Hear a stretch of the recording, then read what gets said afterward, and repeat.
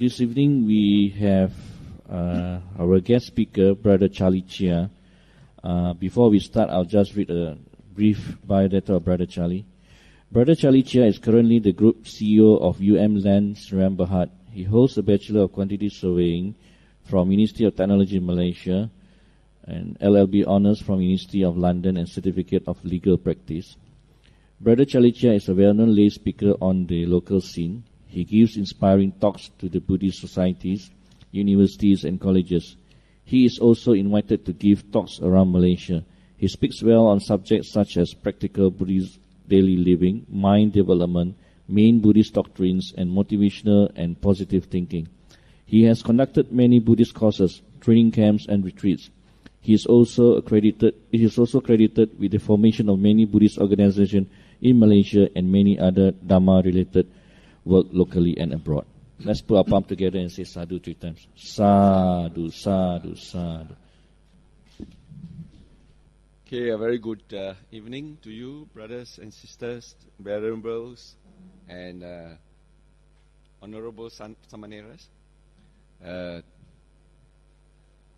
Indeed, it is a great honor to be here today and to also share some words of the Dhamma together with you, who have actually sacrificed your time and sacrificed all your chores and luxuries at home, and to come and stay in Buddhist Mahavihara for a period of time, and to devote this time for the discussion and also the study of the Buddha Dhamma.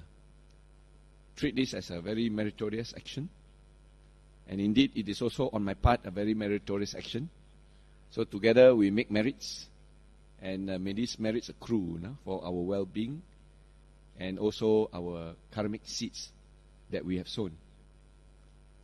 And this evening we are going to talk about a very important sutra, which is called Parabhava Sutta.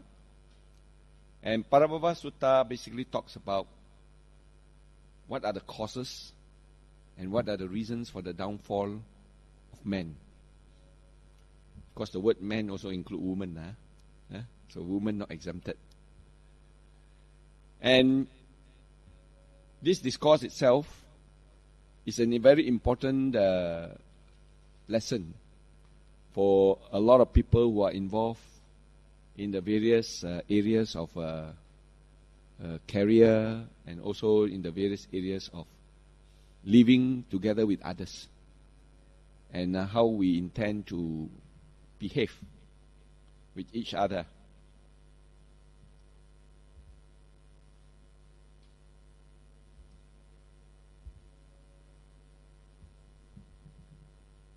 Now, I think many of you are aware of a sutra called the Mangala Sutta. The Mangala Sutta basically talks about the discourse on blessings. I think we all know that this sutra itself was actually delivered by the Buddha in answering to a question by a deity. And this deity was also a representative of the Deva realms, while they were arguing.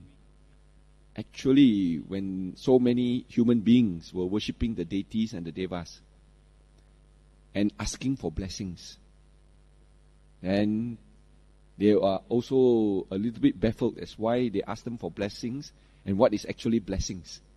So many of them don't know whether what they are doing back or responding back are blessings.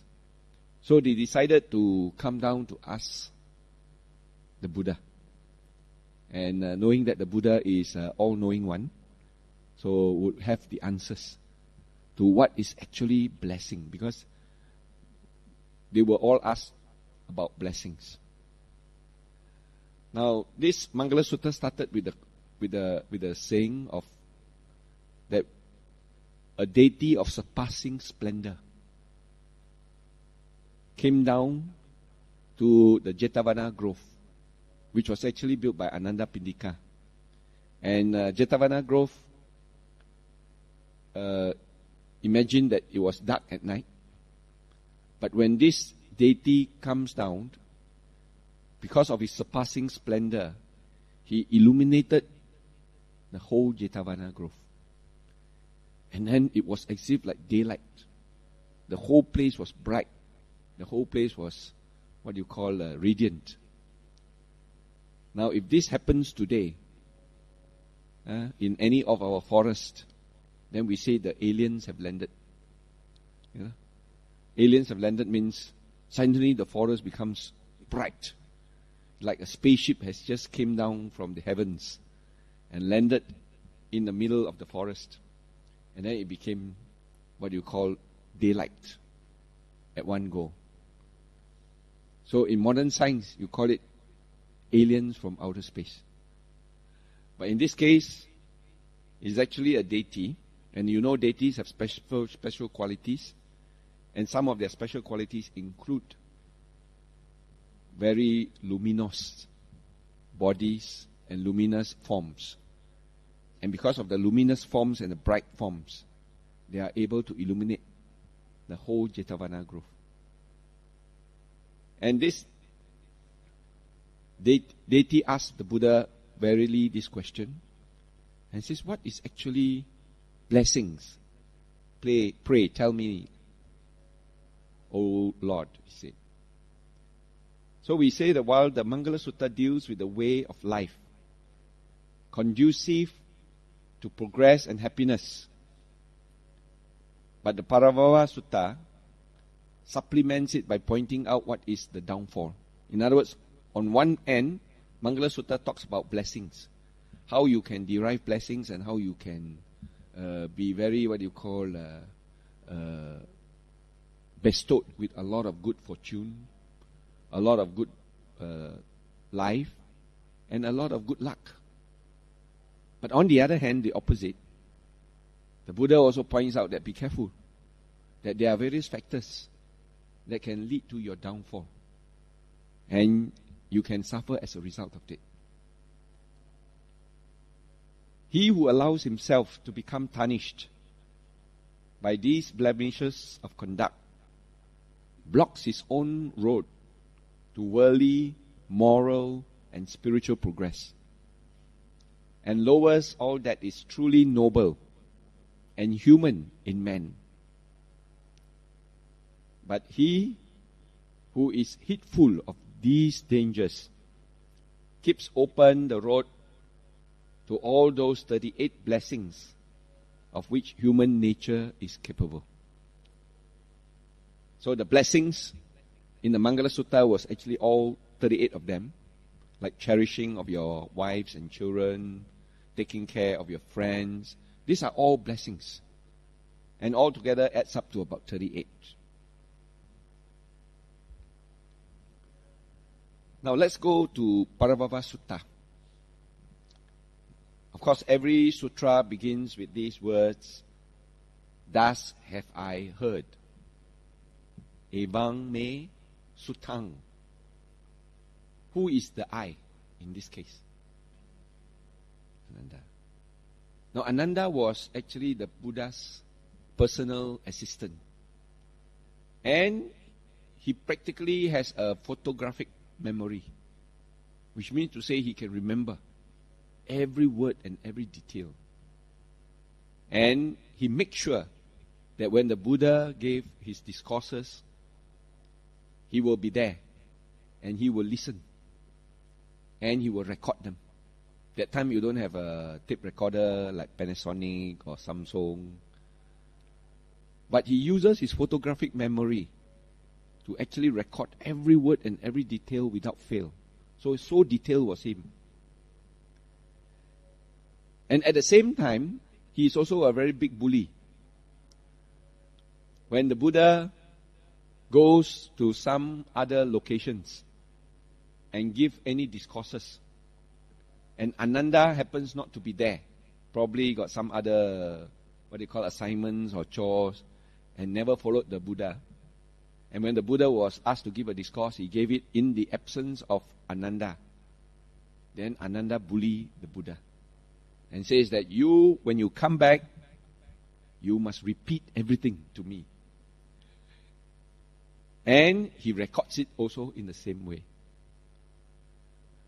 So happens that when after the Buddha passed away, when Subhadra mentioned that, now that our teacher has passed on, therefore we can do what we like. We can say and think what we like.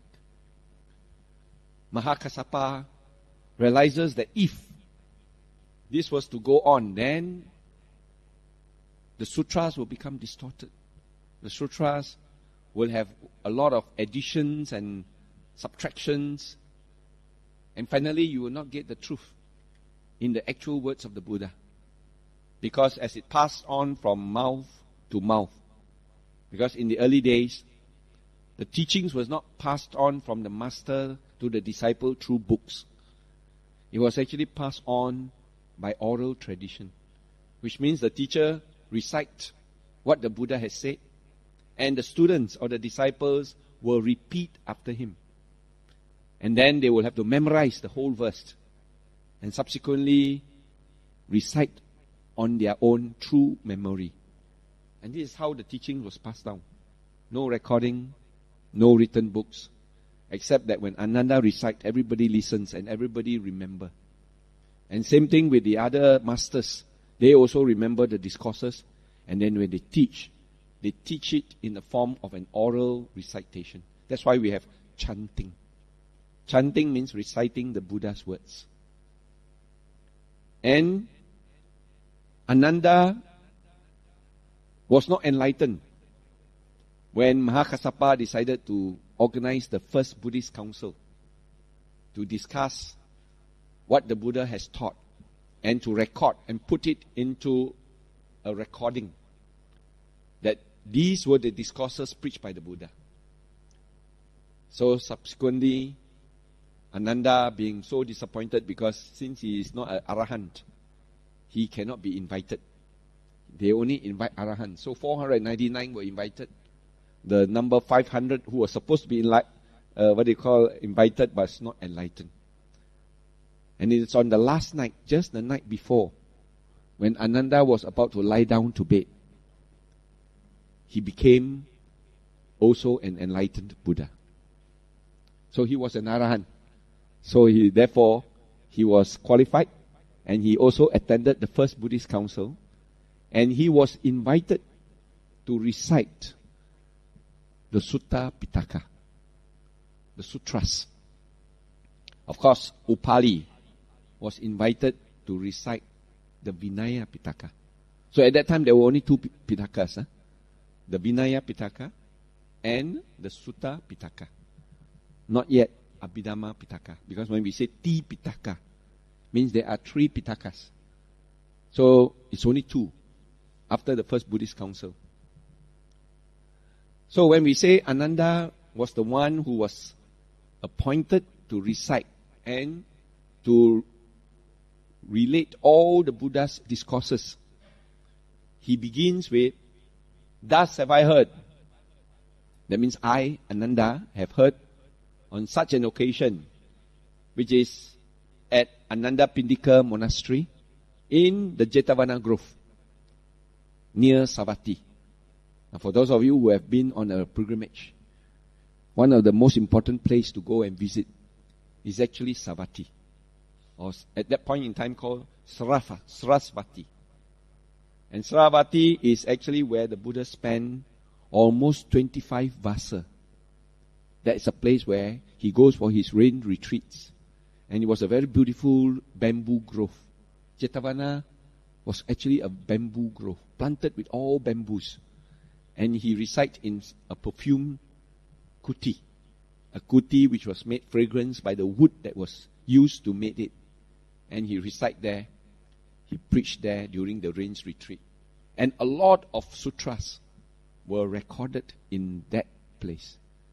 In Ananda Pindika's monastery, Jetavana Grove, in Sarasvati or Savatthi. Same thing with Mangala Sutta. It was also in Jetavana. Parabhava Sutta was also preached in Jetavana Grove. Now when the night was far spent, a certain deity whose surpassing splendor illuminated the whole entire Jetavana grove. Again, the same like Mangala Sutta. That deity appears. It's not the same deity, it's another deity. But these deities are all with a lot of luminance. They are the shining ones. Their energy is so pure that it illuminates and radiates. And when he came to the presence of the Buddha, and then drawing near, respectfully saluted him, and then stood at one side, standing thus, then he addressed the Buddha in verse. Having come here with our questions to the Exalted One, we ask thee, O Gautama. Gautama means Buddha Gautama. About man's decline. You say you get a lot of blessings in the Mangala Sutta. But what causes a man's downfall? What causes a man's decline? Pray, tell us the answer and the cause of downfall. You know, we can be successful. We can be, prosperous. We can be wealthy. And we succeed and excel in everything we do. But what causes us to fail and to have a downfall? This was the question. Then the Buddha answered,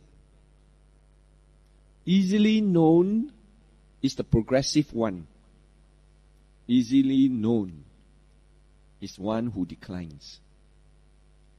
He who loves the Dhamma progresses, and he who is adverse to it declines.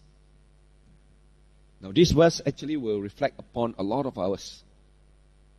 That some of us, when we come to a Dhamma discussion, or a Dhamma lecture, or a talk by a master or a Dhamma teacher, feels very happy, full of rejoice, enjoys the talk very much, although they may be listening and listening and listening and listening for many times on the same subject, and yet it still gives it the joy, the understanding, and they love to listen over and over again.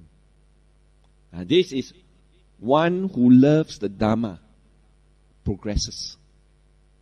But there are also people who are adverse to the Dhamma. They cannot stand the Dhamma. When the Dhamma talk is on, they become very agitated. They become very, fidgety. They become very guilty. And to a certain extent, they try to run away as fast as possible. It's almost like, they are feeling very guilty.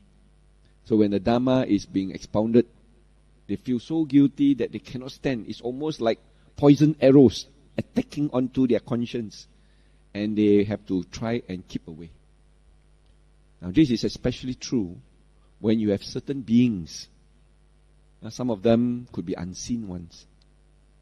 That because they have done a lot of wrongful actions, they have done a lot of unwholesome deeds, they feel very guilty.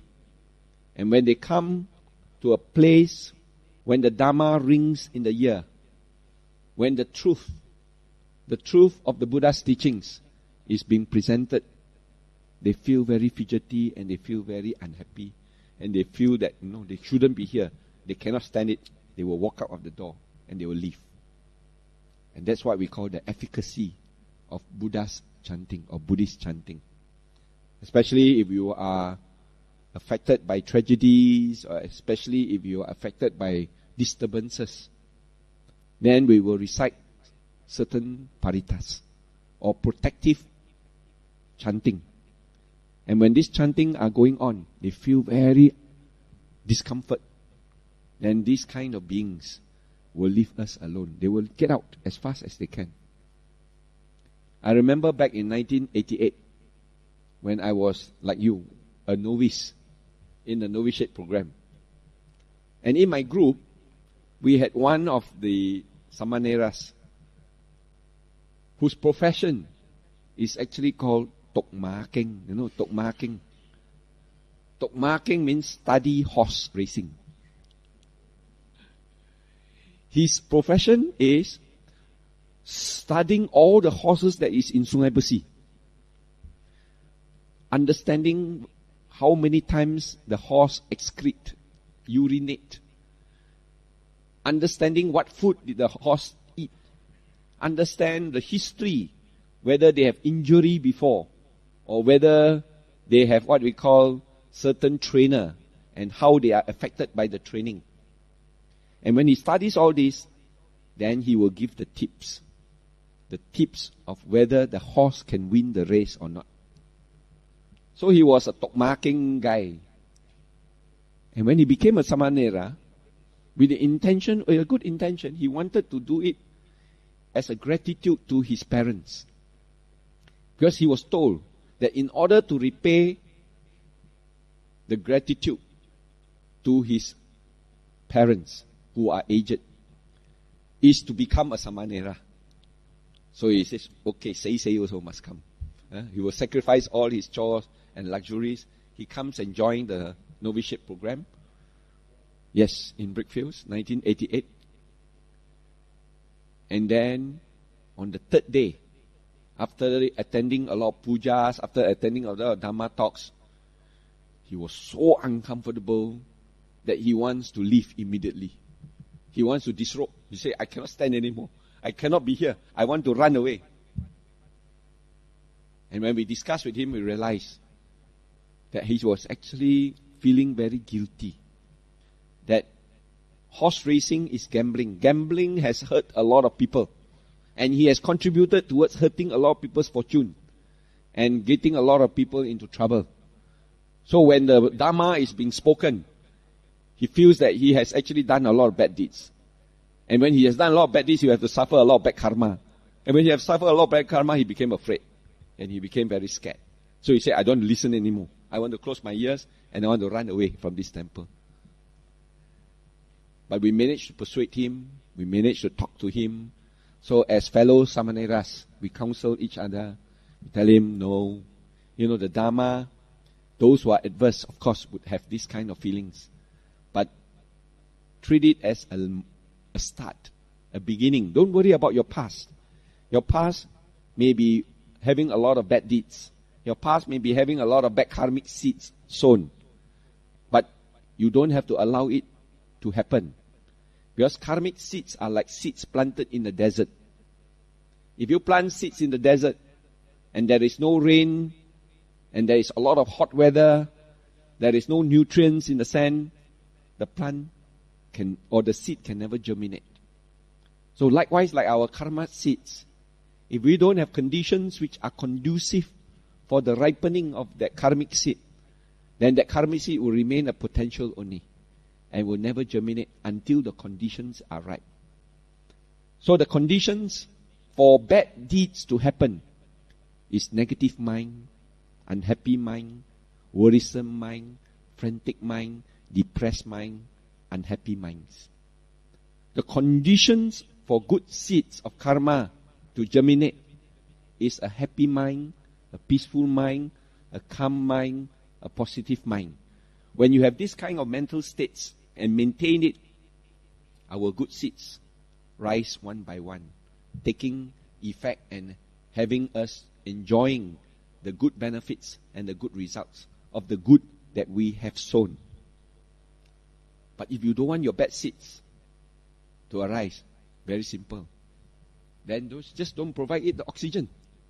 Don't provide the conducive condition. Don't provide it the sunlight. Don't provide it the water. That bad seeds will never, and the seed can remain in the desert for many, many years. And you will remain there, potential there, but waiting for the rain to come. Waiting for the right sunlight to come. But if it doesn't, then the seed will always remain a seed. So which means to say, understanding this, we need not have to worry about our bad actions. As long as we realize that we have done bad and stop doing it, it's good enough. We repent. We confess. we understand that what we have done in the past was not right. And therefore, we stop ourselves from doing any more. Though the seeds have been sown in our mental stream, in our karmic energies, but that seed may not germinate when we don't provide it the conditions. And that's why we always say, as Buddhists, always maintain a good mind.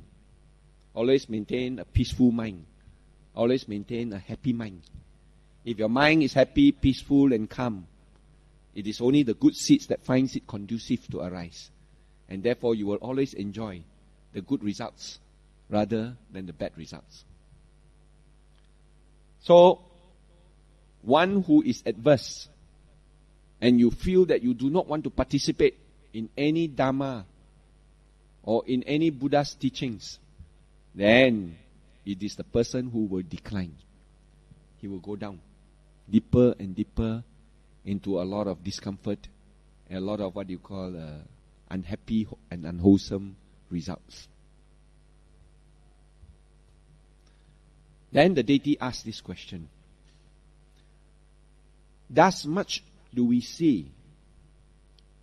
This is the first cause of one's downfall, which means to say you become adverse to the Dharma. That is the beginning of your downfall. Pray, tell us now the second cause and so on.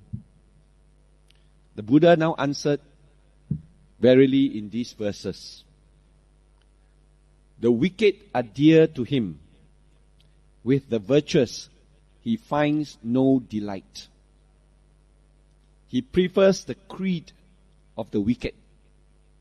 This is the cause of one's downfall. I think we all know that in the Dhammapada verse, in the Dhammapada, it's a very good verse which says, associate with the wise, don't associate with the fools. You must have good company. You must mix with the right company, with the right people, with people who can benefit and give you comfort and give you encouragement in order to do more good, in order to avoid more evil, in order to purify the minds. These are the wise that we want to associate with. So if you associate too much with the wicked, you talk like them, you think like them, and you also behave like them. Therefore, once you get into that trend, then that is also the cause of one's downfall.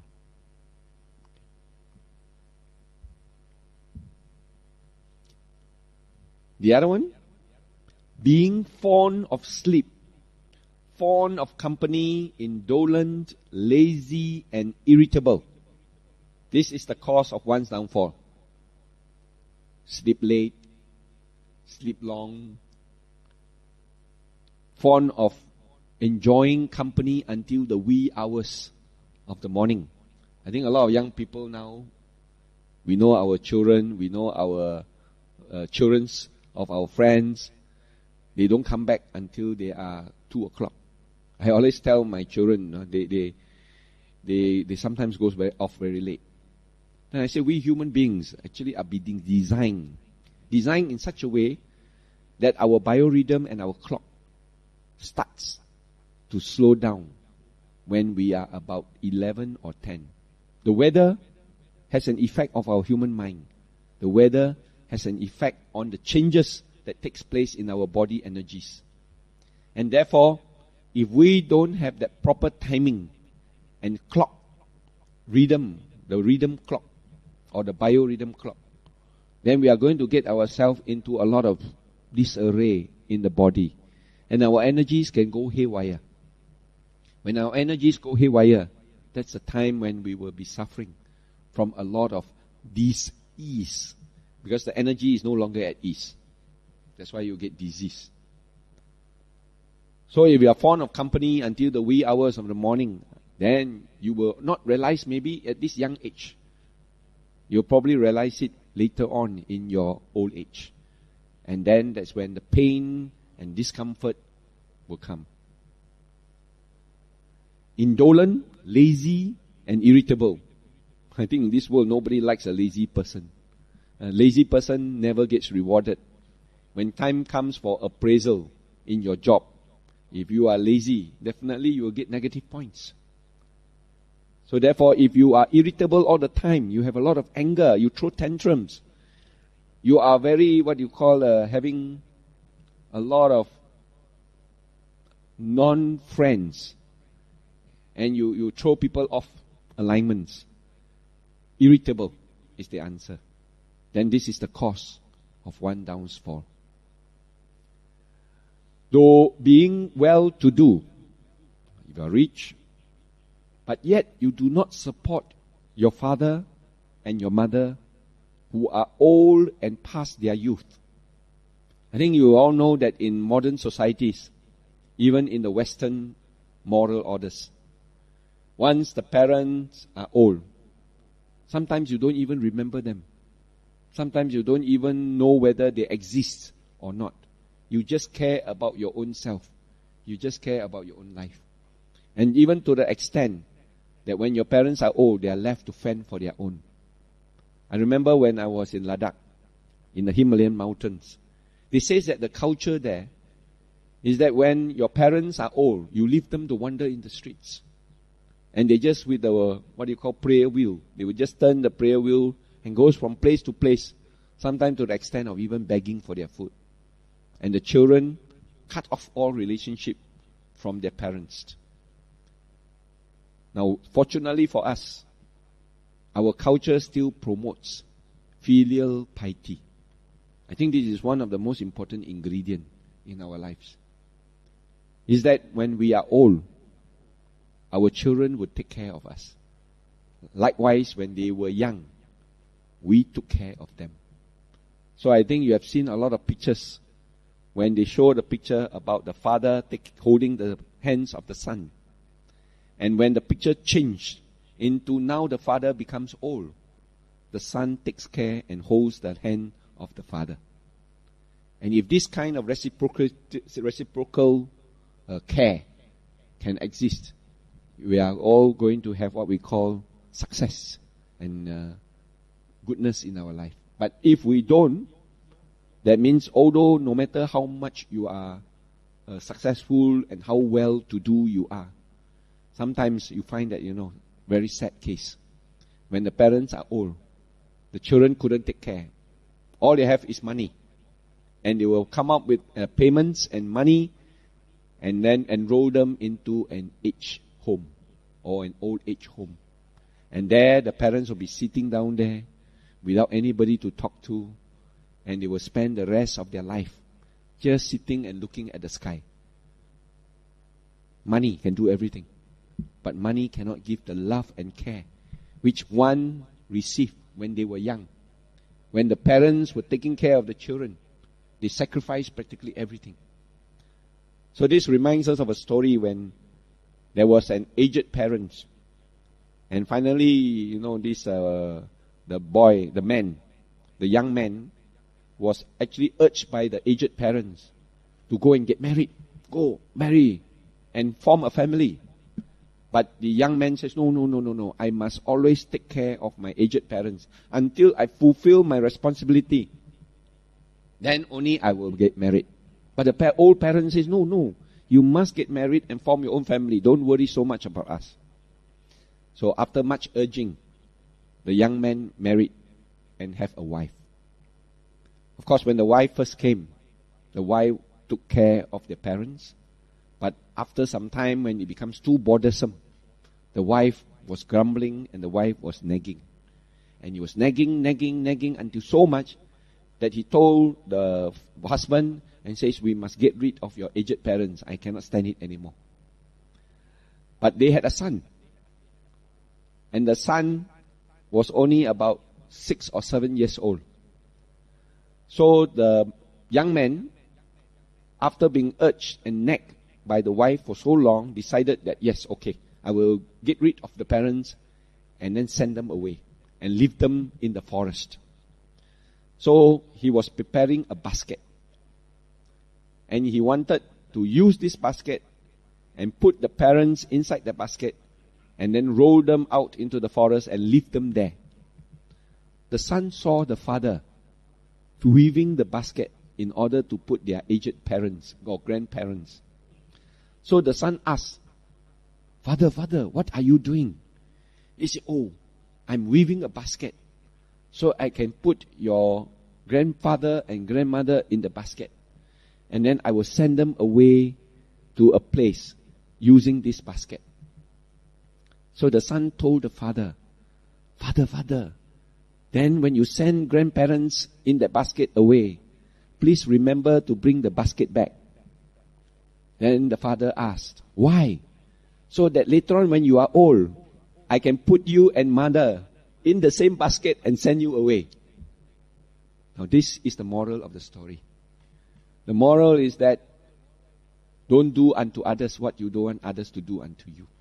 And if you can send your aged parents away, one day you will be the aged parent yourself. And then that is the time when your children will now pack you up and send you away. Fortunately for us, we are living in what we call, certain of us are living in the baby boomers age. You know baby boomers? Baby boomers are those who are born in the 50s and the 60s.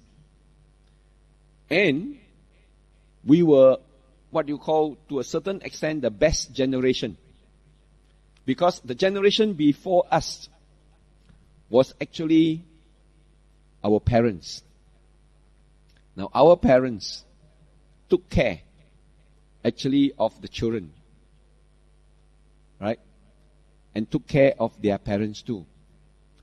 But when it transcends into us, the baby boomers, we also do the same thing. We were one generation where we took care of our parents and we at the same time take care of our children. We are going to move into the next generation, which is called the Gen Y and the Gen X. Now the Gen Y eventually would end up not taking care of their parents, but only taking care of themselves and their children. So there will be again short, and subsequently, later on, they will only be taking care of themselves and not even of their children.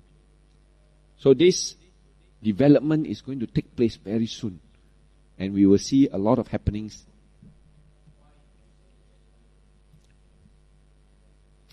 Because they have no time. They are too busy. They have too many chores. They have too many, what you call, obligations. And their only concentration is to make sure that they are taken care of. And the parents will now not be taken care of. They will send them to old age home. And that's why I work in a developer firm. We are preparing for this generation. We are now going very seriously into developing aged resorts and aged homes. A lot of our baby boomers are going to check in very soon. So you better get your insurance right and better, pay yourself, because your children may not be able to pay for you. They cannot even take care of themselves. What they earn is not even enough for their own survival. How can they be paying to the aged home to take care of you? So you better have enough money to live to the end so that you can take care of yourself. And aged home is becoming very popular. Even to the extent in Australia, in America, when a person grows old, both husband and wife, sometimes no choice, have to check in there, and then one by one start living, and then living alone, then nobody will take care of them. They have to depend on what you call nursing care. They have to depend on assisted living from then onwards. But the Buddha has already pointed out that those who are well-to-do, not to support the father and the mother who are old and past their youth, this is the cause of one's downfall. And eventually you will see a lot of downfall taking place. If we don't hit this. Next one.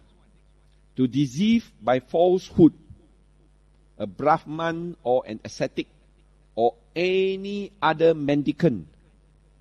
This is the cause of one's downfall. That means not teaching the truth.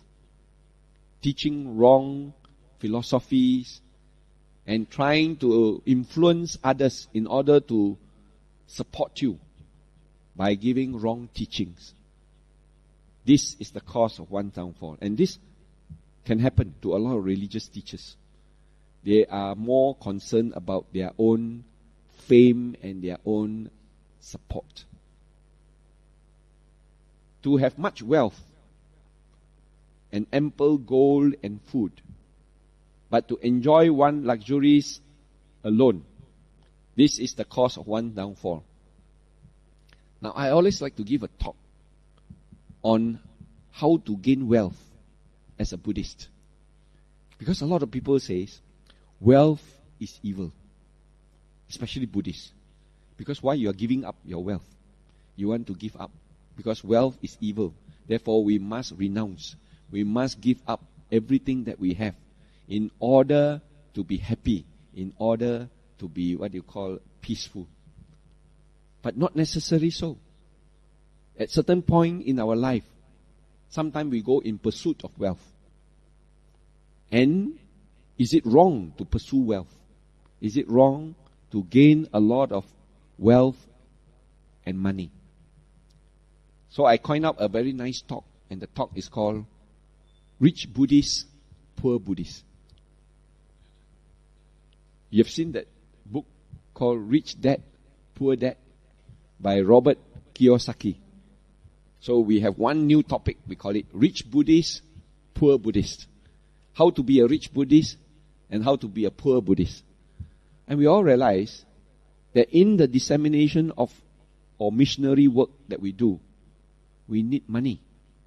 We need people who are wealthy. We need them to give us monetary support and donations in order for us to progress, to offer more opportunities for others to learn the Dharma. But if we don't have wealthy Buddhists, then we are going to stretch our hand to the same people who are poor. And we will be taxing them and milking them until they say, surrender. Please don't come to me anymore. So a lot of donation and charity drive will not become successful. So we want to encourage our Buddhists to be wealthy too. But they must be wealthy with a purpose. They must be wealthy with a purpose in their life of when I accumulate wealth, then I must also learn to enjoy my wealth, at the same time share my wealth with others. And this is what the Buddha advised. To have much wealth, to have ample gold and food. But if you enjoy these luxuries alone, then that is the cause of your downfall. So therefore, if you are rich and you can afford it and you have the ability to share, distribute, contribute, so that others can also enjoy in your wealth, then the wealth that you accumulate becomes very meaningful. So the meaning of wealth will become strong. So it's good to be wealthy, but wealthy with a purpose. And that's also partly the Buddha's advice.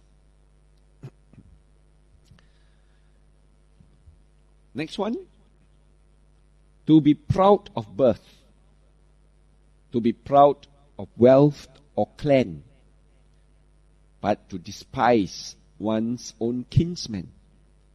This is the cause of one's downfall. Now, a lot of us didn't realize this. That when you are at home, you count on relatives. When you are away, you count on friends. So friends and relatives are very important in our lives. We are not hermits, neither are we non-social animals.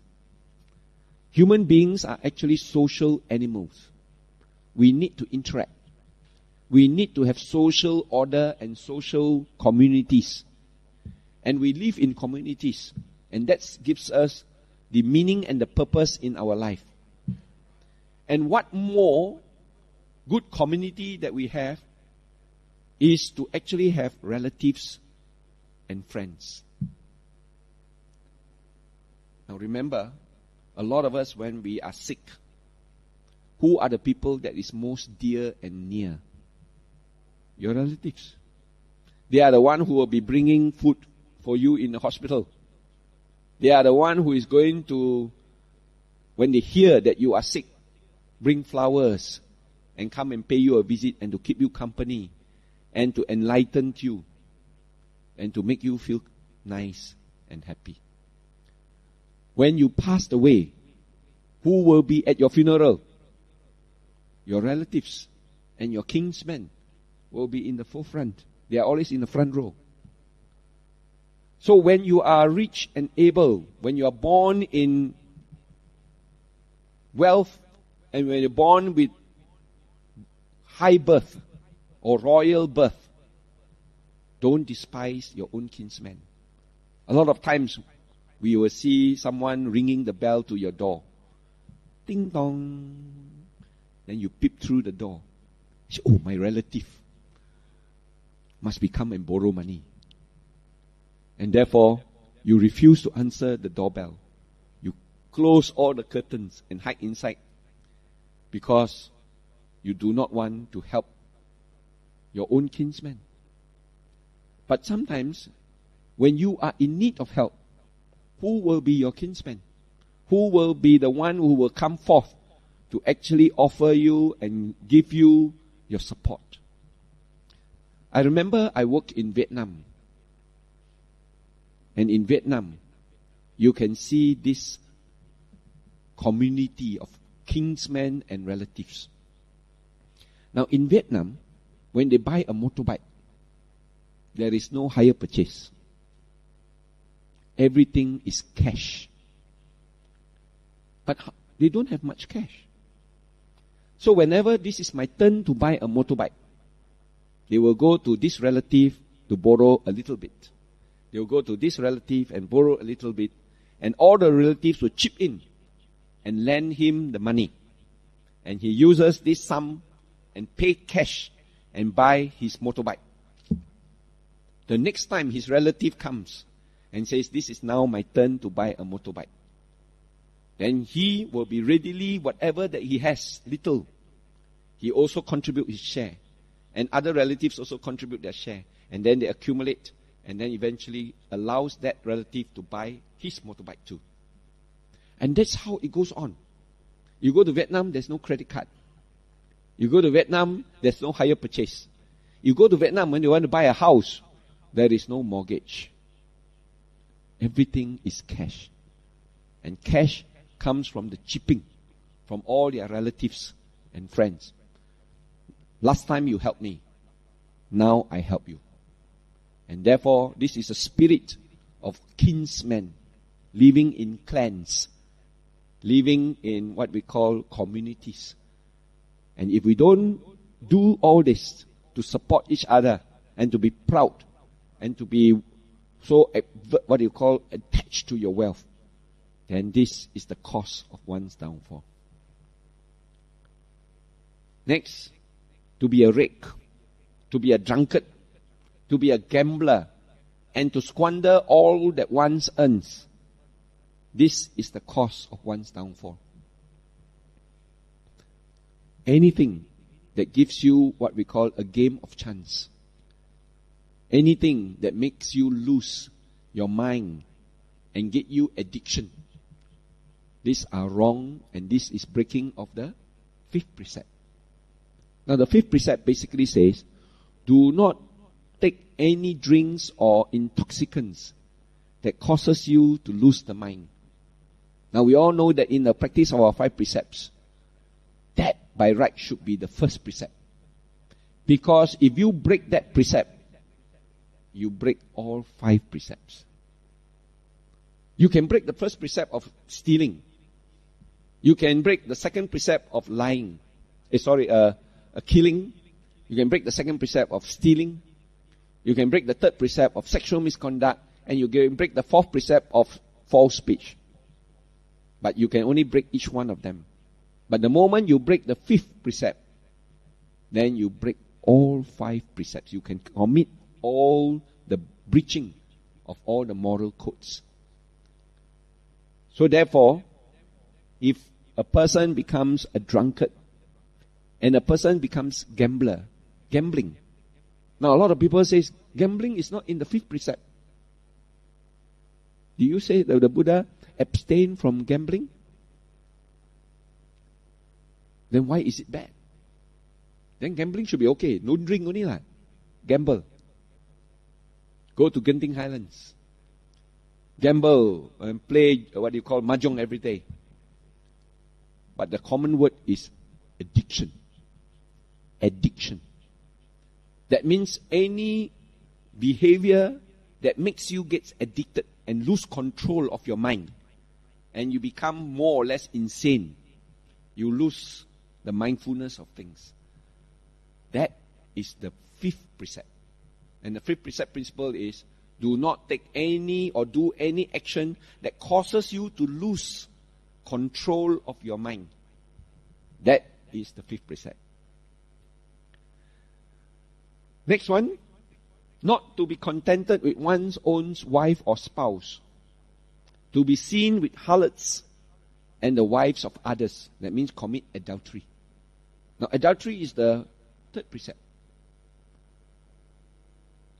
The third precept basically tells us that do not court others' spouse. Now, I think in Christianity also the same thing. Do not commit adultery. And therefore, if you are not contented with one's own wife, then you are seen with harlots. Harlots means courtesans or prostitutes or what we call women courtesans. Then also the other one is wives of others. Now a lot of time we say, if a person has still not become the wife of others and you caught them, for example, you know that this couple is not married, but they are what you call couples or courting each other. You want to potong jalan. You want to overtake and cut. Is that the breaking of that precept? Because in your mind, you know that there is a relationship, and a relationship which is good. And you become the kaki ketiga, the third leg, and try to intermit or intercede in between. Then you are also considered as wives or spouse of others. Next one is being past one's youth and to take a young wife and to be unable to sleep for jealousy of her. This is the cause of one's downfall. When you are old, don't marry young. Sometimes you do have what we call people who are 60 years old, but the wife is only 18 or sweet 16. Then, being past one's youth, take a young wife, you will always have a sense of insecurity. That somebody will be looking at her, somebody will be whistling at her or courting at her.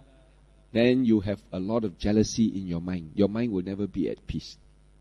And when that happens, you can actually get yourself into deep, deep trouble.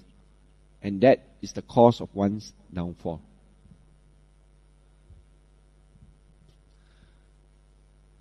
To place in authority a woman who is given to drink and squander, or a man of like behavior, that is the cause of one's downfall.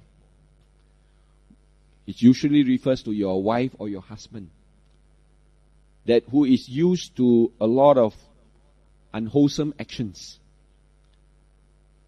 gambling. And I think with due respect to women, if you go to the Genting Highlands or a casino, you look at the people on the table and you count how many women and how many men. And you will know who are compulsive and who are not. So therefore, understanding these behaviors, if you have a spouse who is like that, either a wife or a husband, who is given to drink and squander, then you are going to place all your wealth and place all your security into the hands of someone who is going to lose it all. Then this is the cause of one's downfall. To be of noble birth, with vast ambition, and of slender means, and to crave for rulership, this is the cause of one's downfall. You may be of noble birth. You may be born of the warrior caste. But you have a lot of ambitions to be the king. But you have slender means. You have no capabilities. It's like you are the son of a rich tycoon. But unfortunately, you have no capable means. But yet you still want to be the CEO. Then you are going to have the cause of your own downfall. So understanding capabilities is very important. A lot of us, sometimes we do not see the capability in us.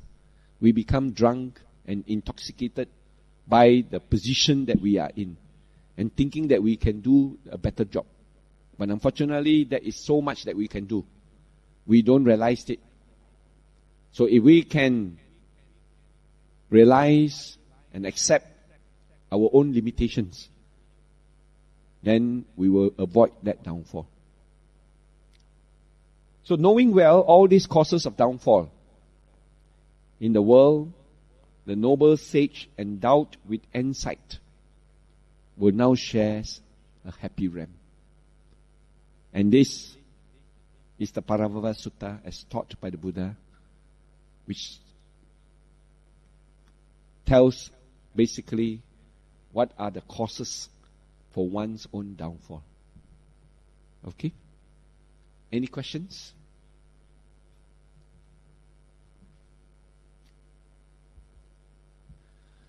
Now, of course, the Parabhava Sutta is actually the sixth sutra of the Sutta Nipata. And you know the collection of sutras is divided into the various Nikayas. You have the Anguttara Nikaya, you have the Majjhima Nikayas, and the various collection of sutras are classified in their own manner. So if you study the Pali Canon, you will be able to differentiate which sutras belongs to which. And normally you will have the annotation, which will tell you which sutra and from which Nikaya it comes from, and which number. So in this case, it's the SN. SN means the Sutta Nipata. AN means the Anguttara Nikaya. MN means the Majjhima Nikaya. So if it is 6 sutra, then it will be Majjhima Nikaya 6. Then you will know that that refers to the Parabhava Sutta. Oh, sorry, it's the Sutta Nipata. The 6th sutra of the Sutta Nipata. And this is preached on the day after the preaching of the Mangala Sutta. You know, one night it was the Mangala Sutta. The other night it was actually the Parabhava Sutta. So in the Parabhava Sutta, the Buddha spoke of the way, in the Mangala Sutta, the Buddha spoke of the ways of progress. But in the Parabhava Sutta, the Buddha talks about the downfall. Of course, the story behind the sutras is that they were having an argument in heaven. And Lord Sakra, or Lord Sakka. Lord Sakka is actually the king of Tavam Timsa heaven. Of course, commonly in Chinese we call him Yuwang Tati, the Jade Emperor. The Jade Emperor is actually the king of the Tavam Timsa heaven, and his name was Sakka. And when they were arguing over this, they sent Devas to ask the Buddha to teach. And the Buddha thereupon preached this discourse. And thus, because of this sutra, countless beings now realize the truth. So you see the Sutta Nipata SN 16974. This is actually the annotations.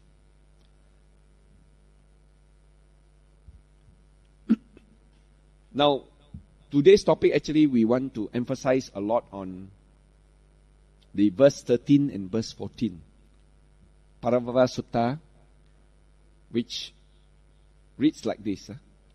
Iti hetam vijanama Chatamo so parabhavo Sattanam bhagava bruhi Kim parabhavato mukham, which says, this we learn is the sixth cause of one's downfall.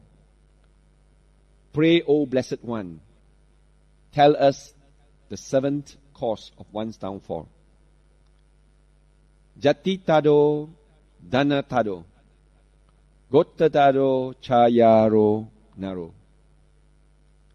Sanatim atina neti, tam paravato mukham. The man who takes pride in his birth, in his wealth, and in his clan, but yet despises his own kinsmen. This is the cause of one's downfall.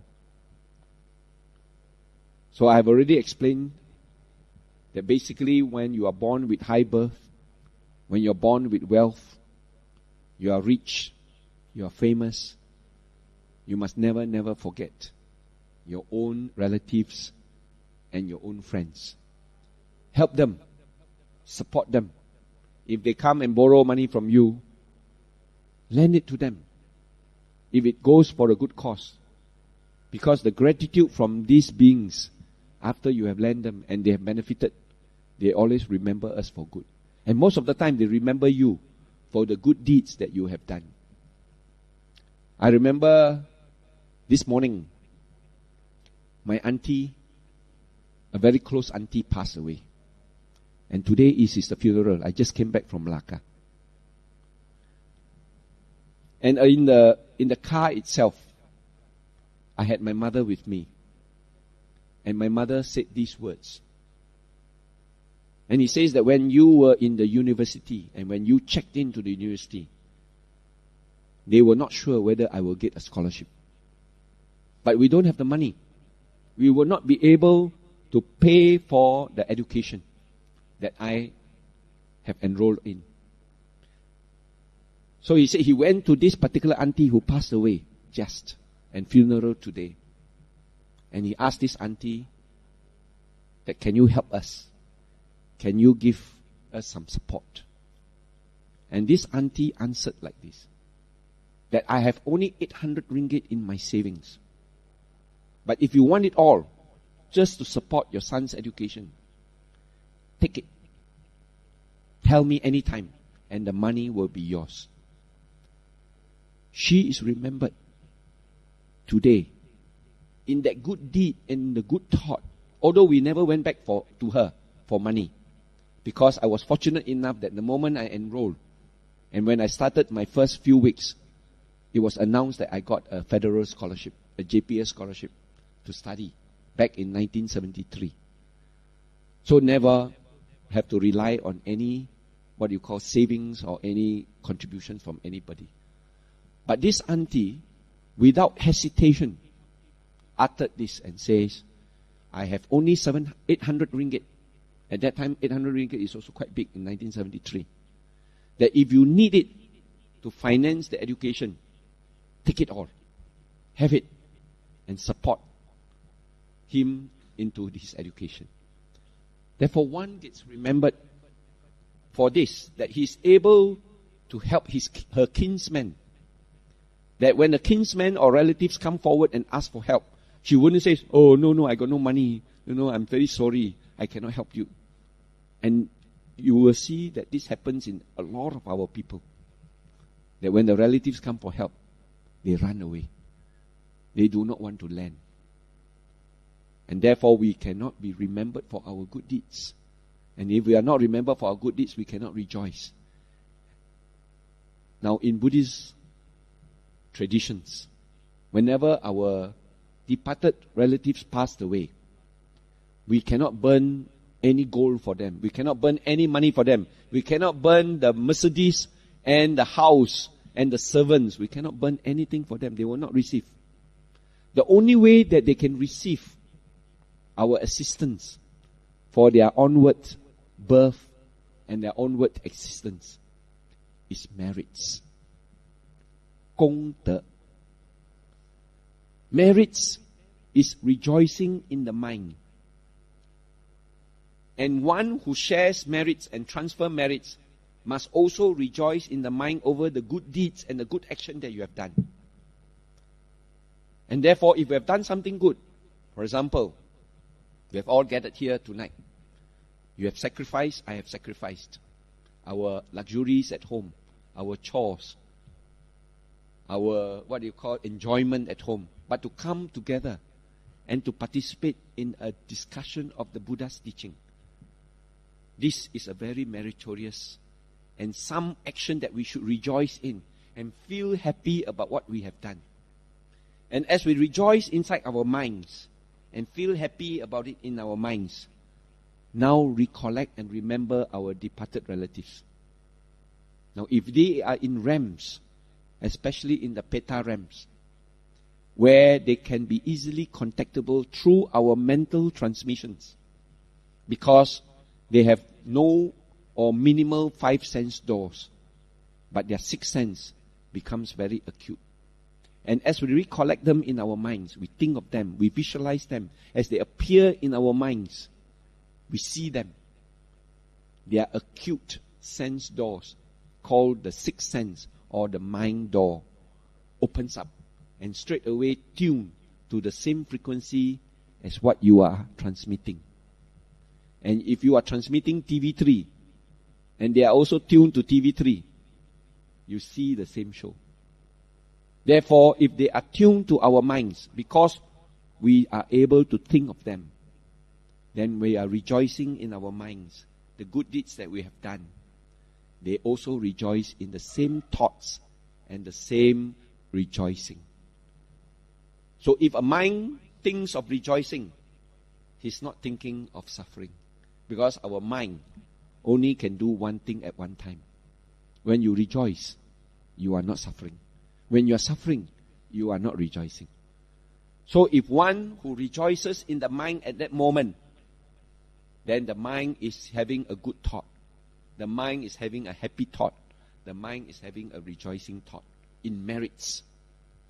And it so happens that that could be the last thought in the existence of a Peta, in the existence of a being who is actually waiting to pass on to the next birth.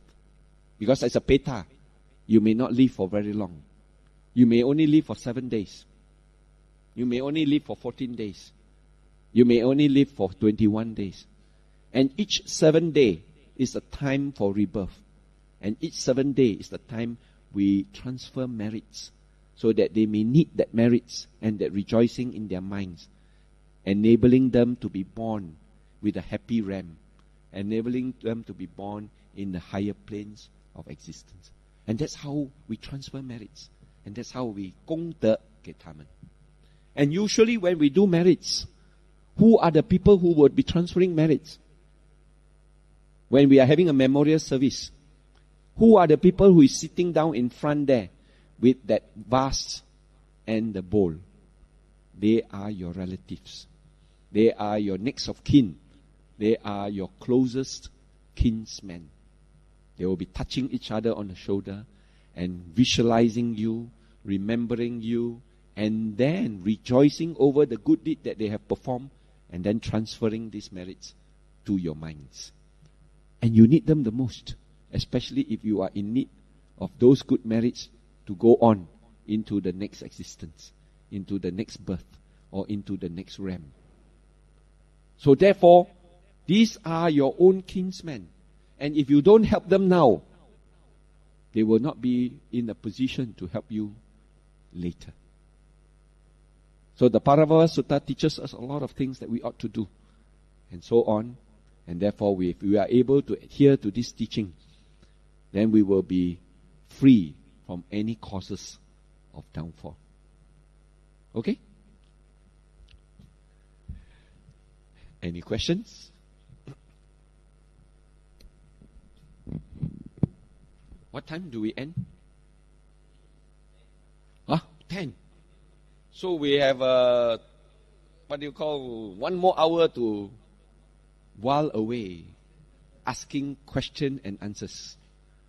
Now remember, the Buddha always tells us that there is no question without an answer.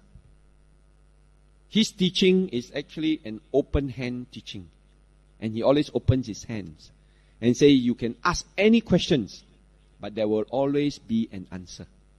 Because knowledge is very important. That's why we say offering of light. And light represents knowledge. And knowledge dispels the darkness of ignorance. And it is through light or knowledge that we dispel ignorance. I want to tell you a very nice story. Adam and Eve. If you understand this story of Adam and Eve, that they were created by God and they were asked to live in the kingdom and the gardens of Eden for a long time. But God made them promise one thing. I can allow you to live in the Garden of Eden forever and ever. But you must never eat the forbidden fruit, which is the apple. The apple from the apple tree. If you consume this apple, then you have gone against me. And therefore, I will expel you from the Garden of Eden, and you will suffer forever and ever. Let us ask this question. Why the apple tree? And what does the apple tree represent? That God wants Adam and Eve that never to eat the fruits of this tree, and you will have everlasting life. And that tree, if you read carefully in the Bible, is actually the tree of knowledge. God says that you can continue to live everlasting life in the Garden of Eden, but don't gain knowledge and ask about me and try to find out who am I and who I was before, and never investigate into me, but just have faith and not dig into knowledge. A little boy went to ask the Reverend Father and says, Father, who created this table? Then the Reverend Father says, oh, that was the carpenter. Then he says, Reverend Father, who creates the carpenter? Then he says, oh, that was the father and the mother of the carpenter. Then Reverend Father, who creates the father and the mother of the carpenter?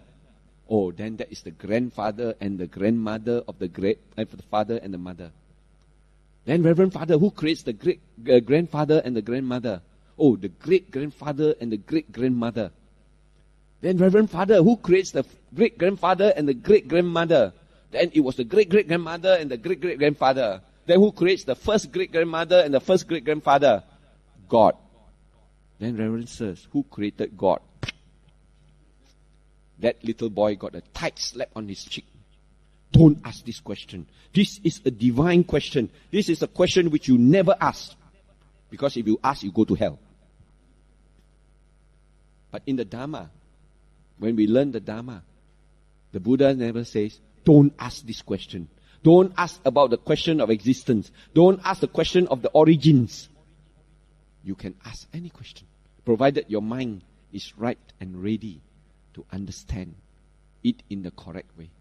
Then there will be answers for you. So friends, ask any questions.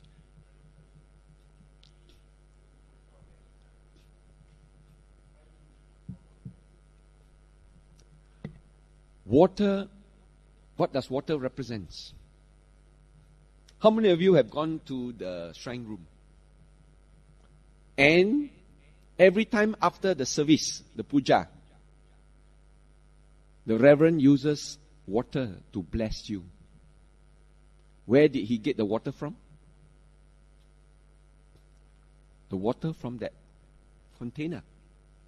Isn't it? You saw the water from the container? There's a tap. He put the bowl under the tap, he turns the water, and then he plucks a flower, and then he sprinkles upon all of us. You have been blessed with the Dharma. But every time when we do chanting, you go to the shrine room, you see a roll of string. And that string is led to everybody and connect. And where is the other end of the string? Tie round to the tank where the water is being stored. Water is the best absorbent of energy. You go to the swimming pool, and when the swimming pool is dry, no water inside, and you climb up to the diving board and jump into the swimming pool and dive into the swimming pool, you die or not? But when the swimming pool is full of water, and you climb up to the top of the diving board and jump down from the diving board, you die or not? Why? Because the water can absorb the energy and cushion your fall, and thus you will be free from injury. When we were young, we play with telephone, with ice cream cups. We take 2 ice cream cups, and we tie a string from this cup to the other cup. And we put the cup on one side, and the other person will go behind the wall and put the cup to their mouth on the other side. And we say, hello, hello, how are you, how are you? The other side heard me. What happened? There was a sound. Hello, hello, how are you, how are you? And that is sound energy. And how does sound energy travel? It travels along the string. The string vibrates. And the string connects it to the other side. And because there's another ice cream cup there, now the sound energy amplifies into loud enough for your ear to hear. And thus you heard the word, hello, hello, how are you, how are you? When we are all doing our recitation of the Dhamma, of the teachings, we connect each other with string. And we do our chanting. Chanting of what? The Buddha's teachings. And this becomes a sound energy. An energy of the Pali chanting that is traveling along these strings and then eventually goes to the water tank, and the water absorbs this energy. And now, after every service, after every chanting, the tap is open and the water is collected, and then eventually a flower with that water is sprinkled upon each one of us. That means we are sprinkled with the energy that is being absorbed from the chanting that we have carried out. So water is a very good absorbent, and water helps to contain that potential and the energy, and that energy is very useful for a lot of us. Now sometimes when you have an altar, you place a bowl of water in your altar, and if you have any difficulties or discomfort or even to a certain extent sickness, you can use this water because it absorbs a lot of good energies. And every time when you do chanting, the crystal in that energy becomes good crystals. And the good crystals is shed upon our energy and blends with our energy. And like the crystal power, our body energy also gets realigned accordingly. I don't know whether you have heard about this Japanese scientist called Mr. Emoto. And he tested upon when you have good sounds, it creates good crystals in the water. When you have negative sounds and negative energy, it creates negative crystals in the water. And this water energies is like what we call a crystallization of the energy. When you consumed it, it also helps to realign back our energy in our body. Now each one of us, we are actually forms of energy. You and I comprise of 2 forms of energy, which commonly we call it the Pancha Khandas, the 5 aggregates, the 5 bundles of energy. 4 bundles makes up of what we call the mental energy, And one bundle makes up what we call the physical energy. Psycho, mind. Physical, body. Nama is the mind. Rupa is the body. The combination of nama and rupa makes up what we call a psycho-physical being. A combination of physical energy and mental energy reacting with each other. Of course, one fine day, the physical energy can no longer support the mental energy. Then that is the time when these two energies separates, and the mental energy will goes on and attract itself to another physical energy, and thus get another new combination of psycho-physical being, and thus a new life is formed. Rebirth has taken place.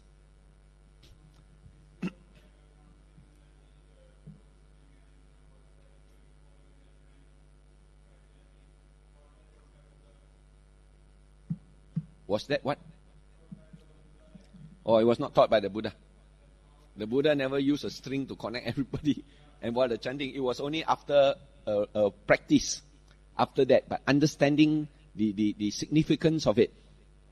That when you want to have blessings in the common day practice, then you like to absorb some of the energy that is being chanted. And the way to absorb is to let it run along the string and to be absorbed by the water. And the water can be used to sprinkle upon our minds. It's a ritual. It's a ritual, but it's a meaningful ritual. And it is a scientific ritual. It is not a dogmatic or a superstitious or supernatural. Yes. Tie a string. Why did they tie the string on your hand? Yeah. Two reasons why it can protect you. First, do you remember whenever we want to remember something, we say tie a knot around your finger. So that when you raise your finger, you see the knot. You remember that, oh, I must do something. I must obey something. I must follow something. So when you tie a string around your hand, and whenever you raise the hand to hit someone, then you see the string on your hand. You say, oh, I must remember to follow my precepts. I must remember to practice loving kindness. I must remember to practice compassion. I must remember the Buddha's teachings. So tie a knot around your finger is the same as tie a string around your hand. And usually you tie the string around your hand which you use the most. If you are right-hander, you tie on the right hand. You are left-hander, you tie on the left hand. Now that string also represents a protection, in the sense that it almost like a badge or a symbol or an icon that you are a follower of the Buddha's Dhamma. That people recognize you as a follower of the Buddha's Dhamma. That means you are following the teachings of the Buddha.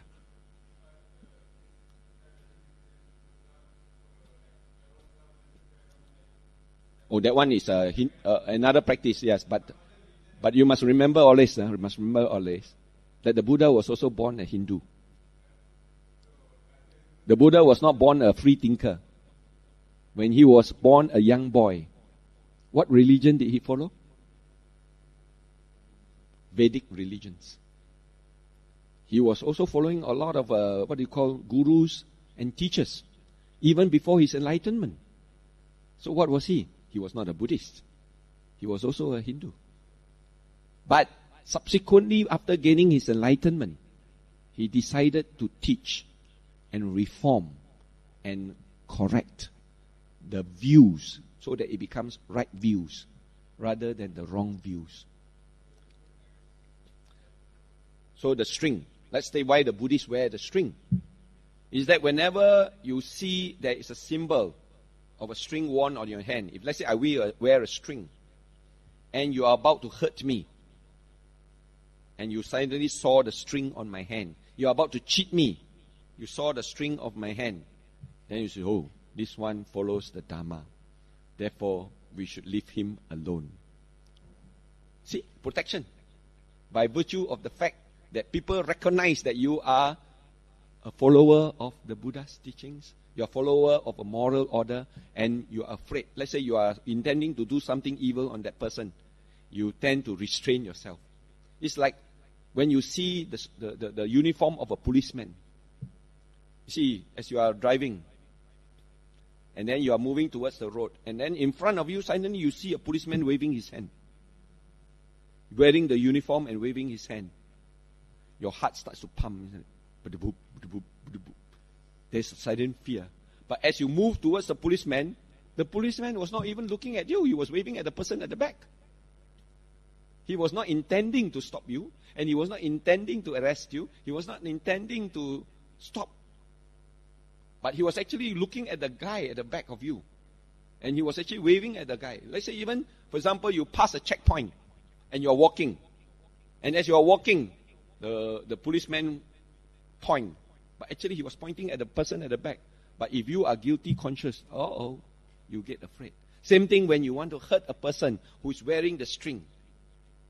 Then you tend to be a little bit more reserved and say, no lah, I will find somebody without the string.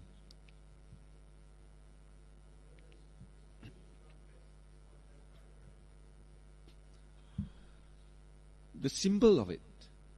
You see, in the Dharma, everything is mind created. Mind is the forerunner of all evil. Mind is the forerunner of all good. Mind is chief. This is the first verse of the Dhammapada. So everything is mind created. The good in you is mind created. The bad in you is mind created. If you think the string can help you, the string will help you.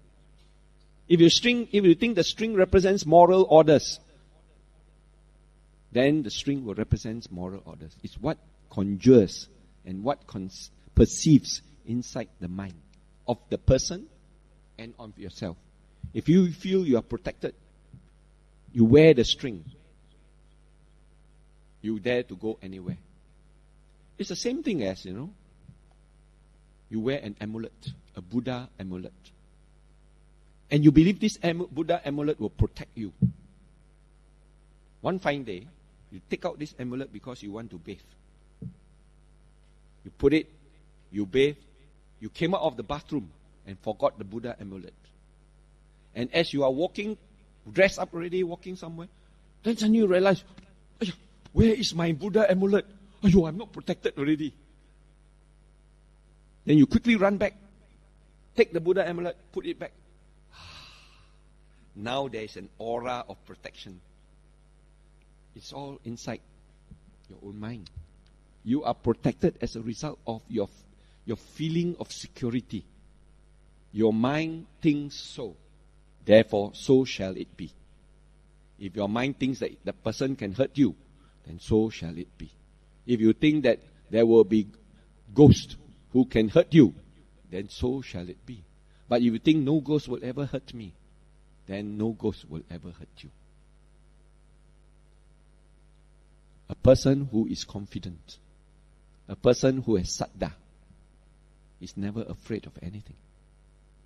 But a person who has no saddha, a person who has fear, ignorance, and anything can hurt him.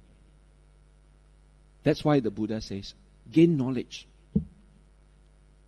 Learn the knowledge. Put it into a practice and realize from it. Patipati, pariyati, patipati, pativeda. Learn, practice, realize. If you can realize, you have full protection. So therefore, we must never just learn only. We must put it to a practice. And therefore, we will be able to realize. And once we realize, it becomes permanent. It remains within you. It protects you at all times. And because you have been able to realize, confidence arises. And that's why we say you have saddha. And when you have saddha in your mind, you can practically do anything. You can practically overcome anything. And that is the training that we are training ourselves. Training our mind to be confident and confident and confident. Any other questions?